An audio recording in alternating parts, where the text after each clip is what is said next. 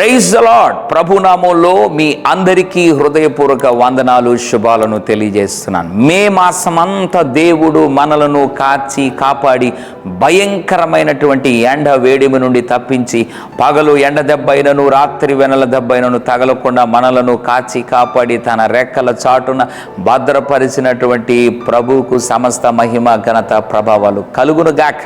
ఆమేన్. దేవుని బిడ్డలారా, మే మాసం 30 రోజులు దేవుడు మనల్ని కాచి కాపాడి ఆఖరి దినమునకు అనగా 31వ దినమునకు దేవుడు నడిపించాడు సజీవులుగా. అందును బట్టి మరొకసారి ప్రభువుకు మనము వందనస్తులం. ఈ 31వ తారీఖున దేవుడు ఈ మాసంలో, మే మాసంలో ఏ వాగ్దానము ద్వారా మనతో మాట్లాడబోతున్నాడని ఎదురు చూస్తున్నావు కదా.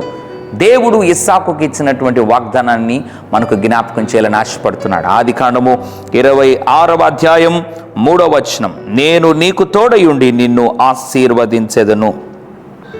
ఎంత అద్భుతమైన మాట. దేవుడు ఇస్సాకుకు తోడై ఉండి ఆశీర్వదిస్తాను అని వాగ్దానం చేశాడు. దేవుడు నీకు కూడా 2 అద్భుతమైన విషయాలను జ్ఞాపకము చేయాలని ఆశపడుతున్నాడు. మొట్టమొదటిగా తోడుగా ఉంటాడు, 2 ఆశీర్వదిస్తాడు అని 2 విషయాలను జ్ఞాపకం చేస్తున్నాడు.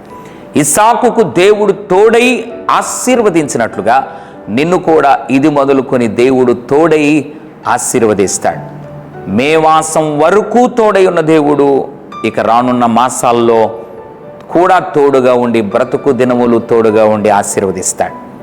దేవుని బిడ్డలారా, అట్లు దేవుడు మనందరికీ, మన కుటుంబాలకు తోడై, అన్ని విషయాల్లో తోడై, అన్ని స్థలాలలో తోడై మనతో ఉండి మనలను నిత్యము ఆశీర్వదించునుగాక.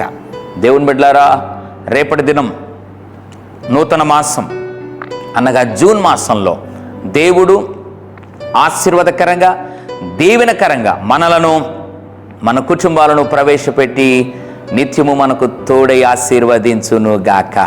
ప్రార్థన చేసుకుందాం. ప్రియ తండ్రి, నీకు వందనాలు.